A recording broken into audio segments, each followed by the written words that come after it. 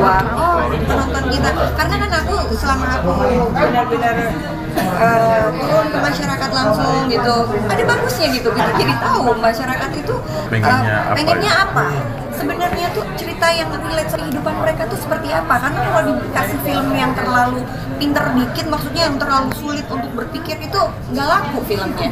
Tapi kalau relate sama kehidupan dia, sama masa lalu dia, dan kadang-kadang orang-orang ini kan nggak tahu mau seperti apa sih ngambil keputusannya, jalan keluarnya tuh seperti apa.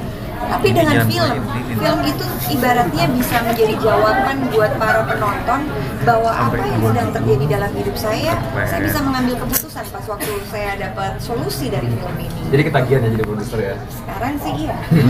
Pak, kalau pemilihan tanggal itu kan kayaknya ini film kan jadi religius ya. Iya. Masalah Ramadan gitu. Iya, Ramadan kita nggak dapet tanggal, jadi kita bulan Mei. Tadi dibilang udah ada beberapa film yang ke depan, apakah film dengan genre sama atau yang kedua enggak, atau mungkin ada horor kah? Ada horor, kita lagi kerjain horor juga. Terus ada Air Mata di Ujung Sajadah 2, kita Maret ini kita syuting nanti di Solo. Jadi dua dulu ini biar nggak pusing, dan kita fokus di Tabayun.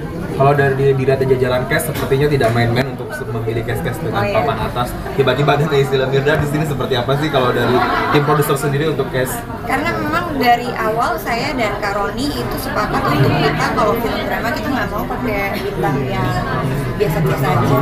Jadi kita benar-benar pilih banget bintangnya, benar-benar mereka tahu bahwa bintangnya juga banyak fansnya gitu, dan bagaimana bintang itu juga tidak bermasalah, maksudnya gampang diajak kerja sama, nggak terlalu ribet, nggak sombong, nggak sindrom gitu loh, ngerti nggak? Apakah itu menjadi salah satu kriteria kamu juga dalam pemilihan peran?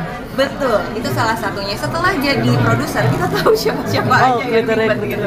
Jadi siapa-siapa yang enak diajak kerja sama gitu. Titi itu salah satu yang luar biasa banget diajak kerja. Tapi selain Titi, ada nggak salah satu impian, aku pengen nih orang nih main di film gue nih? Yang harus Karena aku saking sibuknya jadi nggak kepikiran. Belum kepikiran gitu. Tapi kamu include nggak sih untuk pemilihan cast sendiri? Oh iya dong, pasti. Aku influence. Pemilih juga kayak, nggak ada ini kurang ini. Ini ribet banget di lokasi syuting begini. Ini bermasalah nih, jangan deh gini. Ada, udah paling bener udah yang ini the best deh ya, bener-bener dia tuh bekerja samanya seru gitu.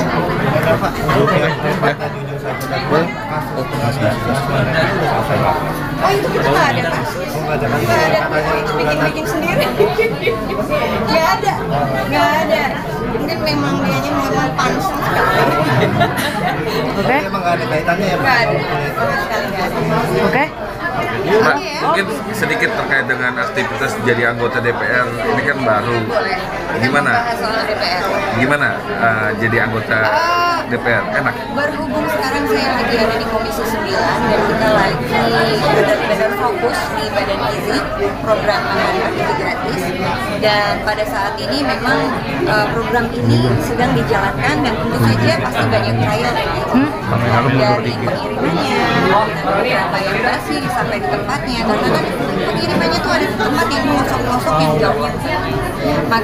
Maka dari itu dari Nasdem sendiri, aku memang diutus sama Bapak Surya Paloh untuk pergi ke Rwanda, Afrika. Karena di Afrika itu memang program makan bergizi gratisnya itu kan dia sukses dari tahun 2015 sampai detik ini. Jadi kita mau studi banding di sana. Nah, kamu sendiri ketika jadi anggota DPR kan banyak orang yang menyepelekan artis jadi anggota DPR gak bakalan bersuara, ikut aja. Nah, kalau kamu sendiri ngeliatnya seperti apa? Ya nggak apa-apa kan, itu kan cuman permasalahan waktu aja gitu. Dari mana mereka akhirnya kan bisa melihat dari sosial media juga, dari kita juga, karena jadi anggota DPR itu fungsi negara Indonesia yang besar. Apalagi kita di Komisi 9. Komisi 9 tuh ngurusin BPJS Kesehatan, tenaga kerjaan. Apalagi yang baru-baru ini yang terjadi penembakan yang spesial, kita juga lagi ngurusin gitu. Karena itu terjadi nggak cuma sekali loh, itu yang viral aja, yang viral banyak banget ya. Nah ini kan jauh banget sama aktivitasmu sebagai seorang pekerja entertainment. Gimana menyikapinya ketika mungkin berhadapan dengan hal yang kayak gitu? Mungkin karena aku sudah berkecimpung di dunia politik itu udah dari 2018. Jadi selama 7 kurang lebih 7 tahun, kita udah banyak terbiasa dengan permasalahan yang terjadi di negara Indonesia. Kita selalu ada feeding juga, terus ada apa yang terjadi di negara ini kita selalu ada kan pembicaraannya di apa segala macam. Itu udah terbiasa aja. Kecuali kalau aku cuma baru setahun gitu ya kan, pasti ini apa ini. Tapi aku untungnya udah dari 2000. Berarti ngerasa cocok ya di Komisi 9 ya? Cocok sih, seru juga sih ngurusin semuanya. Kak, mungkin gimana sih ngebagi waktunya antara entertain dengan politik nih? Nah, aku memang kalau kita itu kan selalu ada RBP, ada Rakom, ada rapat dengan mitra, itu setiap hari Senin sampai hari Kamis itu wajib kita boleh ikut. Nah, kita kan kalau rapat itu kadang-kadang bisa sampai malam, bisa ada 3 rapat, 4 rapat. Tapi kalau seandainya cuma 2 rapat, biasanya sore itu jam 5, jam 6 udah selesai. Jadi aku lanjut rapat di PS, karena kan deket kan. Jadi partner aku yang selalu ngalah. Jadi dia selalu bikin rapatnya itu di PS, kalau gue di sekitaran situ. Nah, hari Jumat, Sabtu, Minggu aku pergunakan untuk aku kerja di urusan perfilman. Hari Minggunya aku sama anak aku. Berarti emang udah adil gitu ya. Oke. Kak, boleh sedikit menanggapi dong, skincare di Indonesia ini lagi polemiknya nih. Gimana? Kita hari Kamis depan kita akan memanggil BPOM. Kita akan membahas tentang itu. Bagaimana hasilnya tentu saja nanti lihat aja. Tapi yang pasti saya mau atau kami dari Komisi 9 mengharuskan BPOM untuk bertindak tegas. Tidak pandang bulu, tidak melihat owner, tidak melihat reviewer, pokoknya apa yang harus dikerjakan BPOM itu harus tegas supaya tidak ada lagi kegaduhan-kegaduhan yang terjadi di negara ini yang berurusan dengan skincare. Kak, kan kemarin sempat ramai juga tuh yang antara Sela Saukia dan Doktif di BPOM dan berujung keduanya saling melaporkan karena bisa dibilang terkait skincare juga. Itu gimana sih penanganannya segala macam, malah sebenarnya mencari jalan tengah malah saling ribut gitu dua-duanya. Makanya kan ini kita mau panggil BPOM hari Kamis minggu depan, kita panggil BPOM, kita mau supaya BPOM bisa mengambil keputusan dengan tegas dan bisa menindaklanjuti urusan-urusan yang memang bermasalah dengan skincare, karena memang bagaimanapun juga yang namanya uji lab atau preview atau segala macam itu adalah wewenangnya BPOM, tidak boleh diambil alih. Walaupun apapun yang dikerjakan BPOM memang tidak bisa selalu viral karena dia memang bukan bintang, bukan selebgram. Tapi kan segala sesuatunya bisa dicek di IG-nya atau sosial medianya BPOM sendiri.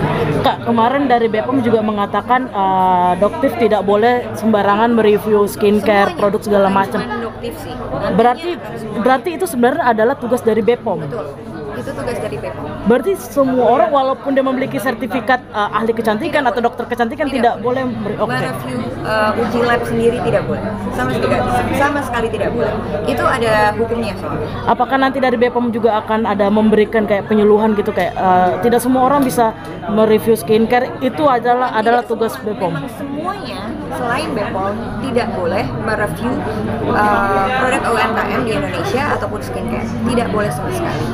Jadi itu adalah kewenangan dari BPOM itu sendiri. Dan besok hari Kamis kami Komisi 9, kami selaku Komisi 9 dan saya mewakili Komisi 9, itu kita akan mengundang BPOM untuk memberikan semuanya kejelasan seperti apa, dan kita banyak pertanyaan-pertanyaan yang kita sudah persiapkan. Apakah nanti ke depannya akan ada produk skincare yang ditarik lagi oleh BPOM? Sebenarnya BPOM sudah banyak menarik produk skincare, cuman viral aja.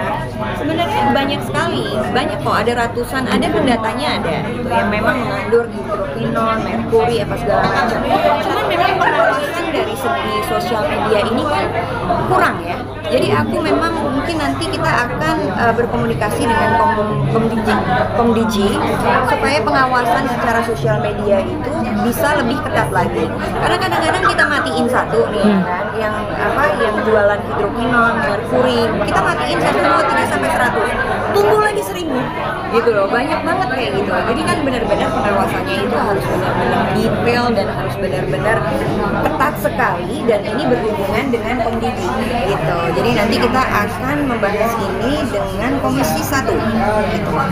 Akan mungkin boleh update sedikit anak. Apa kamu Kalau aku tanggapan dong sedikit yang Mayor Teddy yang dia apa tuh namanya bukan dia apa tuh namanya Bayarin. nyelamatin bayi balita yang kejam.